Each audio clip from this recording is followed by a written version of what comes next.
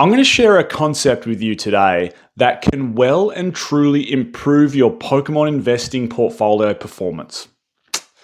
This little trick, most people give up before this can come into play.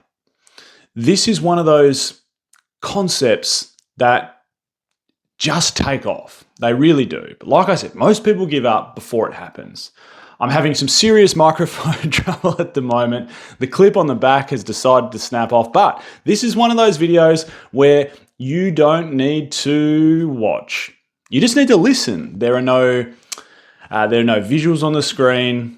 This is simply one of those videos where we're going to discuss Pokemon card investing. So nestle in, sit down at home and pop it on the telly, you know the drill. Or if you're going for a drive, pop it on the car. Or if you're at the gym or going for a walk, just put it on in your headphones while you're doing some exercise. Let's talk compounding interest. This is the trick that I think a lot of people don't give enough credit to in the investing space. Now, I use the term compounding interest a little bit differently here because in reality, it's not interest that's compounding. What's happening is your portfolio is compounding over time. So I do use that term a little bit loosely. But to hammer this home, let's start with an example and let's talk how this can benefit you. Here's an example, right? You buy 10 booster boxes of set A at $100 a booster box. You also buy 10 booster boxes of set B, the very next set to come out at $100 US. You then also buy 10 booster boxes of set C, the next booster box to come out at, you know it, $100. Now, I'm just using these terms lightly. I get it, not all booster boxes are $100. They've gone up, of course. But you buy set A, set B, and set C at $100, and you buy 10 of. So you've bought 30 booster boxes. Now, that's nothing to be sneezed at. That's a decent amount of booster boxes. And if you do the sums, 30 times 100, you've spent $3,000. And let's rewind the time back. Let's go back to the start of Scarlet and Violet. And for the sake of this example, let's say set A is Paldea Evolve, set B is Obsidian Flames, and set C is Paradox Rift. So you've spent $3,000 on some early Scarlet and Violet booster boxes. And you've got to remember there's a gap between those sets. So let's say there's roughly, maybe a holiday set came out in between. Let's say there's roughly 4 months in between those sets. After 12 months goes by, however, Paldea Evolve starts getting some age behind it. And set A, which is Paldea Evolve, goes to $200 a booster box. Set B, which is Obsidian Flames, doesn't have as much age behind it because it came out later than Paldea Evolve. It's gone to $150 US. And set C, Paradox Rift, it got a small reprint and it sort of just hovered around that $110 US mark. So with all that combined, your collection, your portfolio is now worth $4,600 US. So as you can see, things can start compounding over time. So let's talk through a few concepts when it comes to compounding your sealed portfolio in the Pokemon investing space. What happens inevitably when a booster box starts getting dear, and this is probably stemmed from this example, right, is people will look for the next affordable box. Some people right now are priced out of destined rivals. And that's why I said 3 months ago that, yes, I said 100 times, I'll be extremely surprised if Destined Rivals booster boxes aren't reprinted. Whether that's a small, medium, or big reprint, I can't see it not happening.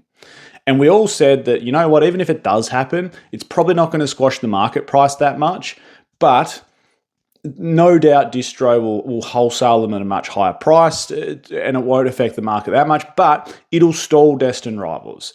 I said for ages, I think Destined Rivals will get to a certain price point and it'll hold that price point for a period of time. Why? Because it doesn't quite have the strength of chase cards to push it past a certain barrier yet. And that's a whole different concept, but just bear with me on that. But what the point I'm trying to get here is though, some people are priced out of Destined Rivals. So what do? They go to the next best thing. Say it was 4 months ago. They don't want to justify spending, $600 US on a Destined Rivals booster box when it got to its height. But they can justify spending $350 US on Phantasmal Flames at the time. So what happens is people do look for the next affordable box, but there is still a market for people buying dearer booster boxes. Now this goes back to a video I did on liquidity. There is way higher volume of sales on cheap booster boxes, and as boxes get dearer, they become less liquid because there's a smaller market of buyers for those booster boxes. But the supply of them also drastically decreases. And there are still buyers for those booster boxes. As long as supply meets demand or demand meets supply, the price will stay at equilibrium. Or if, of course, demand starts outstripping supply, then it'll start to go up. So that's an important concept to keep in mind when we're talking compounding. Now, here's the big part of compounding. This is the stacking effect. And that example that I mentioned to you really shows what happens with the stacking effect over time. So you buy Paldea Evolved, or even if that example, doesn't ring true to you, maybe you started in Sword and Shield era. Maybe you bought Chilling Reign. Maybe you then bought Fusion Strike. Maybe you then bought Evolving Skies. Maybe you then bought Brilliant Stars. The point remains the same. What happens is we start getting this stacking effect where you have older tier booster boxes, middle tier booster boxes, and extremely modern tier booster boxes. Now, I'm not saying you've got vintage. I'm saying that you have a booster box that's a bunch of booster boxes, 5 years old, 4 years old, 3 years old, 2 years old, 1 year old. And booster boxes have life cycles. It's very normal. So let's talk about booster box life cycles. This is how they typically behave. And you've got to realize that we're in a little bit of a different market at the moment. We really are. We've been in the most insane bull market that I think, well, certainly I've ever seen. I've never seen this before. Prices for singles, slabs, sealed has gone to unquestionable prices. Like, they're absolutely insane, aren't they? But let's talk about how booster boxes typically behave. Typically, they come out at a retail price. They typically get a reprint somewhere around the 3 to 12 month mark. And they might, if they're a really good set, they might have crept up in price a little bit. Then the reprint hits and it squashes them back down a little bit. They probably never get down to where they were at the start, but it does recalibrate the price a little bit. Then, once they move from the primary market, that is people that are their primary role is to sell that product. Online stores, brick and mortar stores. Once it moves from the primary market to the secondary market, that's when it takes its biggest first jump. This is how a booster box or a sealed product typically works. And this is why Pokemon Center Elite Trainer boxes take rapid jumps straight away, because they move straight from the primary market, which is the Pokemon Center, straight into the hands of the secondary market. Once the secondary market has control of a product, they also have control of the pricing. And once they have control of the pricing, it's pretty damn hard to let it slip. The herd mentality will keep it at a certain price. And once things have that initial jump, once they move to the secondary market, that's when you'll first see it. Then over time, it might stagnate for a while. And then all of a sudden, what do you see? We see it jump up again. And probably the best example of this that we can use in a long time is Fusion Strike. Fusion Strike came out, got a small reprint. Then, prices were just squashed for a period of time. Once it sold out of Pokemon Center, once it predominantly sold out from brick and mortar stores, once it predominantly sold out from online retailers, it took its first big jump. And it happened quickly. And then, it stagnated for a little bit. And then what do you know? It started rising back up in price again. Then it stagnated a little bit, and then it started rising back up in price a little bit. Then it stagnated, then it rose back up in price. And right now, we're going through another stagnation phase with Fusion Strike, where it's been a similar price for the last 9 months. So if you're a betting person, you would probably say that Fusion Strike in the next 12 months has every chance of rising up again. So that's how booster boxes typically behave. That's how they behave over time. Now, if we talk about that behavior and we couple it up with the stacking effect, what starts to happen is we start getting boxes that are 5 years old going up in price. Maybe it's their third jump up. We get boxes that are 3 years old going up in their second price jump. And we get boxes that are, 12 to 18 months old, once they move from that primary market to the secondary market, undergoing their first price hike. Now, you might be starting to switch on with a bit of a concept here, and I want to flesh it out a little more in a second, but I do want to give a shout out to today's video sponsor, which is, of course, the Collector app. There'll be a link in the description to download it. You can follow my journey in the content creators section. This is the one-stop app. You can put all your sealed, all your singles inside here. It's so good. You can look at English, Japanese. You can look at set analytics for any set. That shows you total set value. That's so important for investing. It shows you every hit inside a set. You can filter from highest price to lowest price and see the top hits in any set. You can see your total portfolio, how it's performing. And this concept that I'm talking about now, this compounding effect on your portfolio, so important. And you can see it in the app. And if you're a pro user, it unlocks so much more data. You can go way further back in time on singles and sealed. You can look at PSA data. It's got everything. Link in the description to download Collector.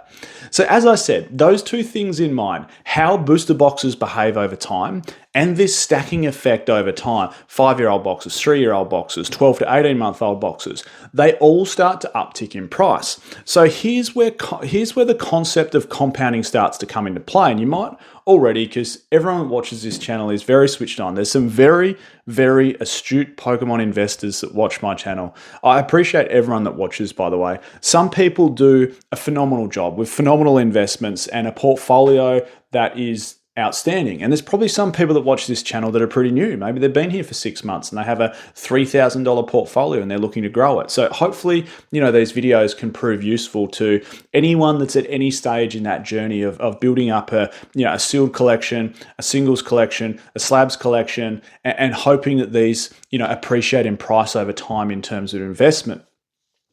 So like I said, you might have pieced this together, but what happens is when you start for the first 12 months, you're really just relying on the single sold products that you bought to go up in price. And sometimes they won't. Not every product is a winner out of the gate.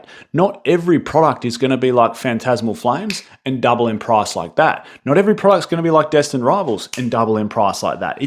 That's not normal. That's the odd good winner. So you think, and this is where I said the point where people give up. They might buy some products. Like you might have been 12 months into Scarlet and Violet and you've bought Paradox Rift and Temporal Forces and you've held them for 18 months and they've gone up $20 and you're like, well, this isn't worth it. Pokemon investing doesn't work. Like it's just a waste of time. And then you give up because you don't have any boxes from other years, eras doing any work for you. So as you can see, over time, what happens? This stack effect starts to come into play. So really all you need to do from a strategy point of view is buy booster boxes and elite trainer boxes from every era. Why? Because they start working for you. I started at the very end of Sun and Moon era buying booster boxes, and those booster boxes have done phenomenal work for me. Like Cosmic Eclipse, I paid about $250 for, and last I checked, I think it's worth about $4,000.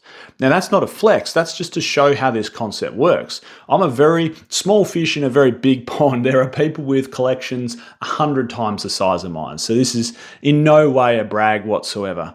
But those boxes have done phenomenal work for me.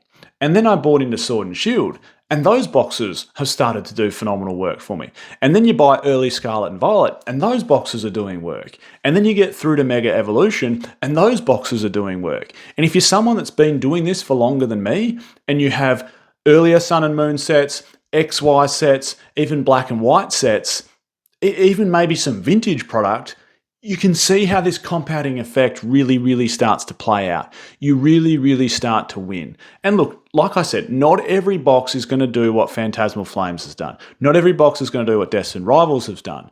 But over time, if you bought 30 boxes over time, maybe 4 of them are absolutely huge winners. Maybe 8 of them have been strong performers. Maybe 15 of them have been average. And maybe 10 of them have been below par, barely moved. The point remains, you don't know. You just don't. Yes, okay, we can look at it from the surface and go, that set has some really good chase cards in it. It should perform well. What if it gets printed to the absolute ground? This is why it's so important to buy every single box. Who would have thought Rebel Clash Elite Trainer boxes would have done what they've done? They've gone phenomenally well.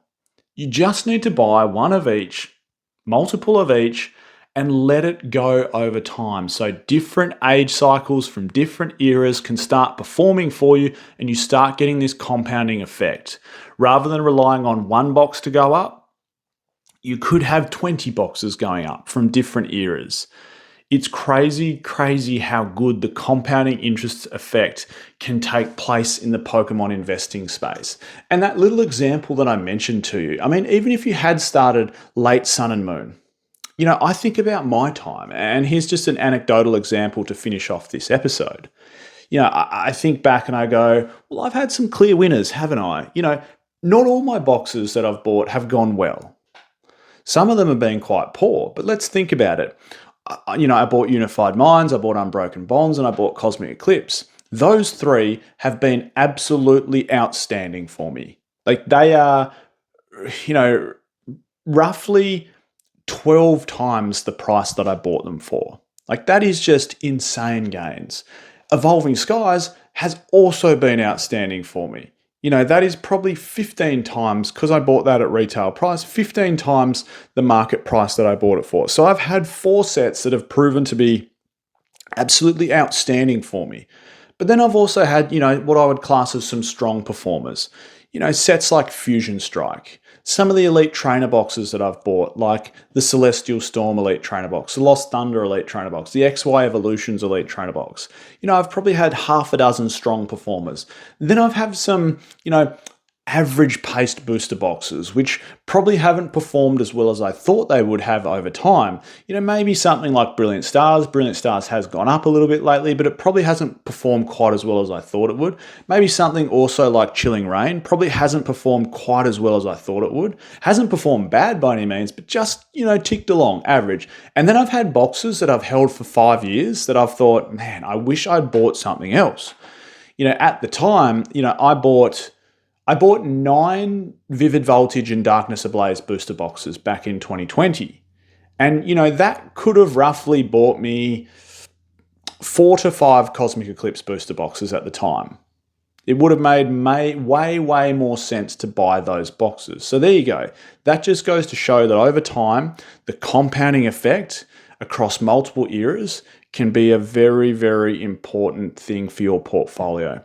I'm Michael, this is Pokeos. Thank you so much for tuning in, and I'll catch you all next time.